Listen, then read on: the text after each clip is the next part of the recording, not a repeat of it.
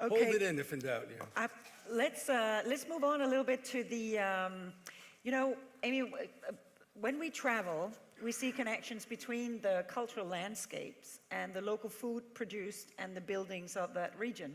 So all that, you know, I would ask you if you consider a lot of informal learnings going on when we are traveling through new cultures, and we just see the connection between the wine production and then the bottle you drink and in the glass later that night.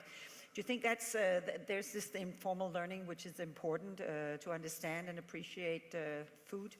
I'm thinking about, you did some research in France about this regional importance of artisan foods and where the understanding of the surrounding country, region and the local terroir actually played an important part of people's perception of taste. And so how do we get back to that point again, or have you got any comments on that?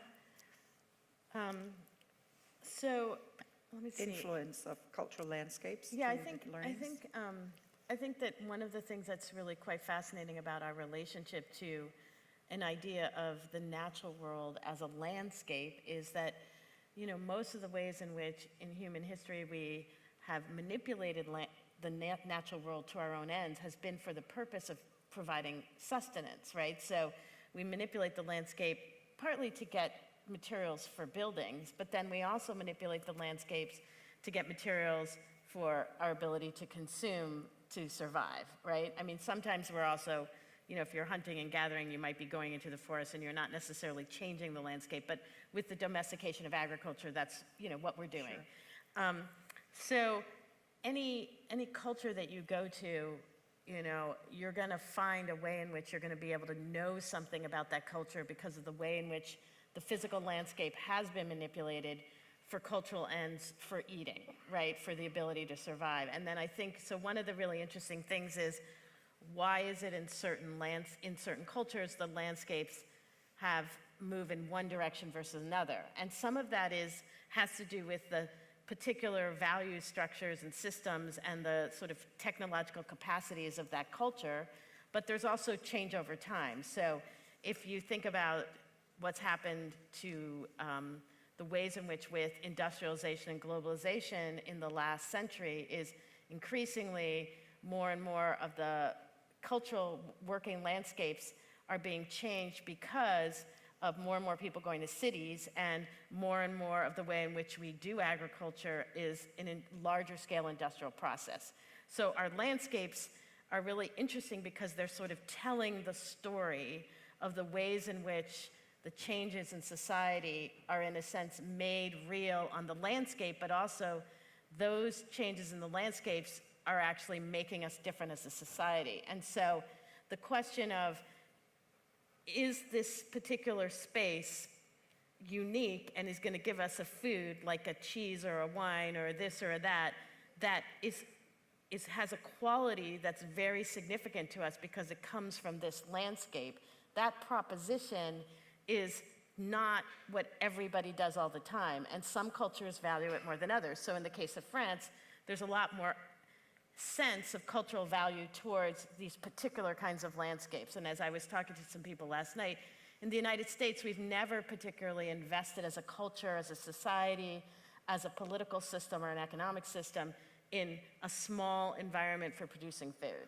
So I think that that makes a big difference in not only the kind of food we eat, but our relationship to how we eat it. So what are we paying attention to? So when you are in certain cultures, when they talk to you about the food that you're eating, they'll tell you that it comes from this place and it's made a certain way.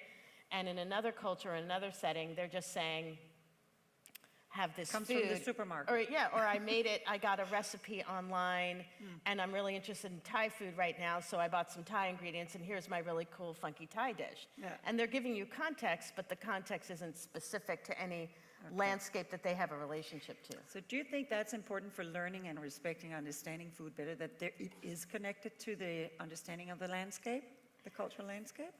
You know, I think we know the world through the stories that we tell, and I think that, yeah, we might want to be telling stories about our food now in terms of how it spins back into the natural world. Because fewer and fewer percentage of, and again, I'm talking mostly about industrialized Western nations, very small percent of us actually work the land to get the food that we consume. So if we don't have a lived experience of it, so we're gonna have to tell stories about it to our children because otherwise they're not gonna know. There's no reason for them to understand that. We're not putting them in that situation. I think there's another issue here. The United States, as it were, is leading the world in deconstructing the eating experience. But one reason for that is the high level of mechanization, industrialization. But another is that we don't have a strong national cuisine. We're a nation of immigrants. So the French really are holding on to something that really is very meaningful to them. The meal is a meaningful event. It's like a ritual. And we don't have, because we're so multicultural, we're very receptive for that reason, by the way, to all the foods of the world. You get very good foreign foods in the United States, but we don't have a sense of the food that we might have. But I want to say there is a change now. There is a local food movement in many parts of the world, but in the United States where people are buying more, this is more middle and upper class people, not lower class people. They're buying foods from local farmers who sell them. They're getting a sense of where their food comes from.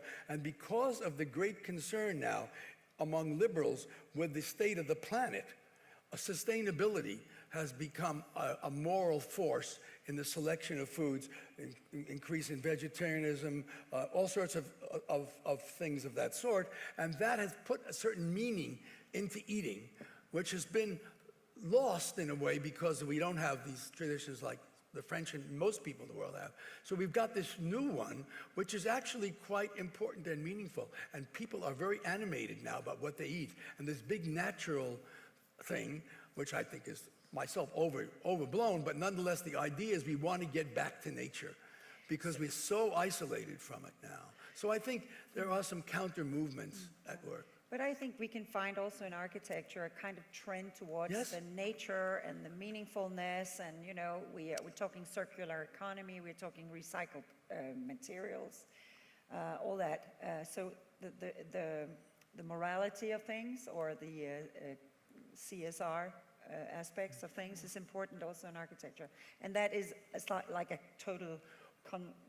It's everywhere in the world. Well, also because of technological advance, you're Yeah. able to make glass-walled buildings. Now, glass wall locates you somewhere. And it depends what you can sometimes see, even trees and things like that. So you're opening up because of some technological changes, the apartment is not necessarily a contained, isolated space from the rest of the social world. It's connected to it through the windows. But can we also say that, is it important that we have a connection between the interior and the exterior where we eat, where we learn how to eat? Is it important that there is an inside-out relationship? Is there, we could have a small Q&A on eating outside. What does it do to food to eat at the bonfire, in nature, at the beach, whatever, the picnic whole sensation, and vice versa? Is it important sitting inside a room, especially if you're a child or if you're working in an office, to have a relationship to nature? Is that natureness more and more important? I don't know I think it's a trend. I think it's a really important idea. I don't know of any work on this. Do you, Amy, about whether being exposed to the world in a way facilitates the experience of eating? It's an interesting idea. It's a kind of edge zone between inside and out. Yes. There's right outside the window, there's the zone, and then you have the landscape and the view. But that sort of reflects and sort of informs what's going on inside. If you have a huge view to the nature, or also to the city in that case, but the city also has nature in its own kind of framework.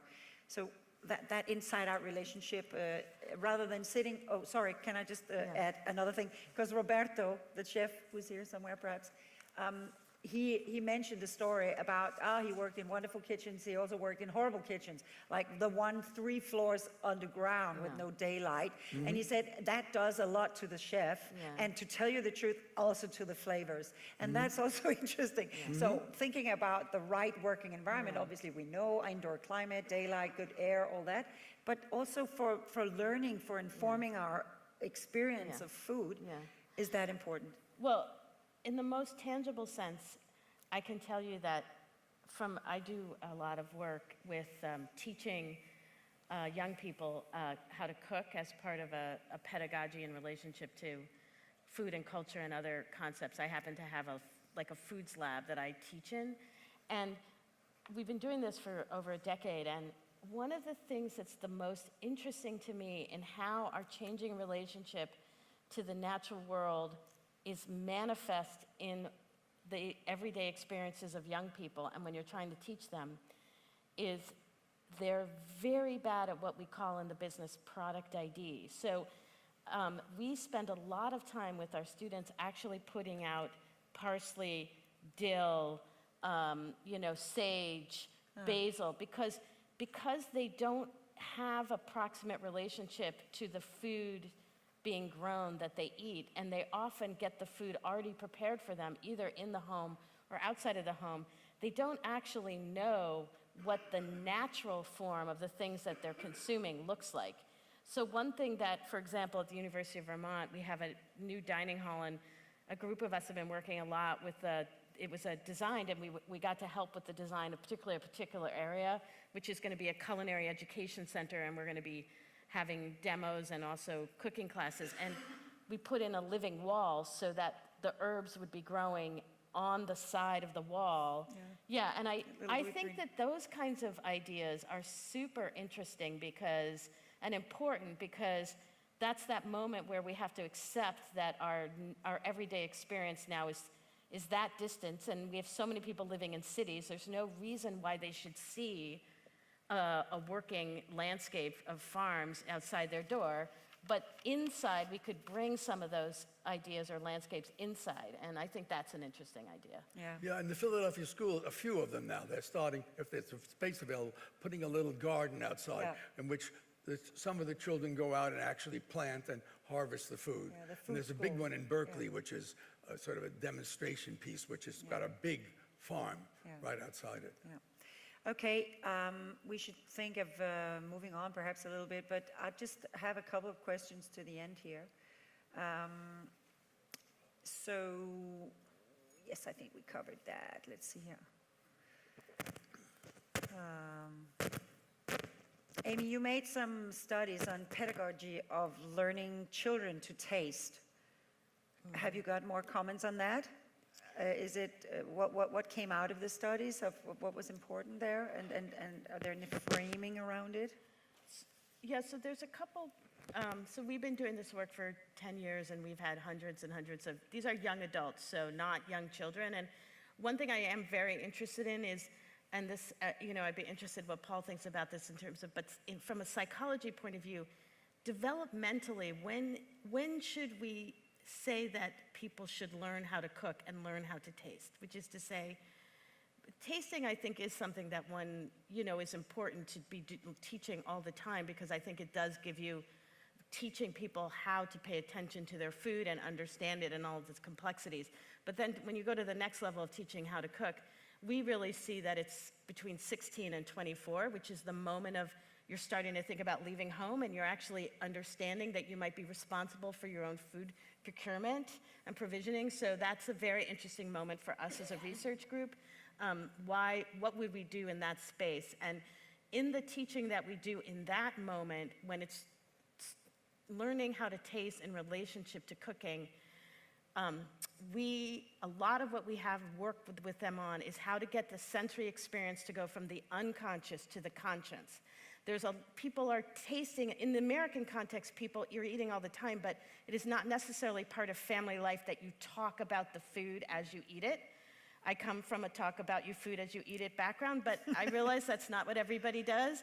And where you say, oh, wow, I really like the way that sauce coats the grains in such a way that there's enough acidity. That isn't everyday table talk in the United States.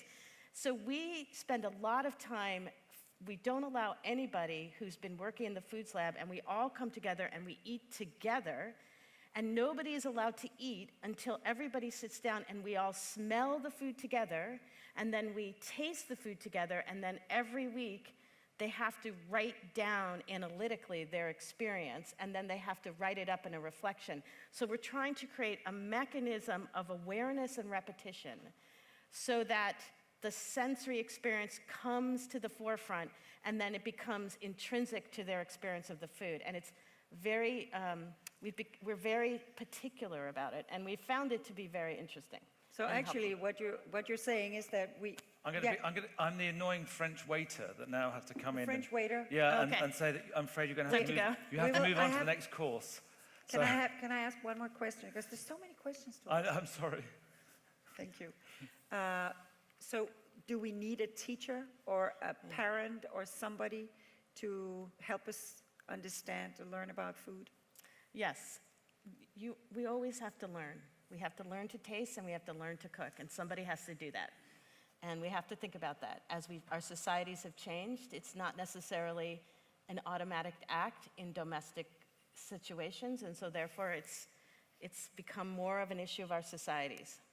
I think also, I agree with Amy that that's a particularly interesting age, 16 to 17. There is a general view, which as far as I know is incorrect, coming from Freud, that the first 6 years of life are what shape you for the rest of your life. And there's really not much evidence for that. And I think in food and in many domains, it's your peers that have a tremendous amount to do with what you eat. And of course, Amy's tapping into that peer culture. So I think it's a whole lifetime. I mean, some people become interested in food because they take a trip when they're 25, but this is a good point to, when people leave the home, is a good point to give them some skills.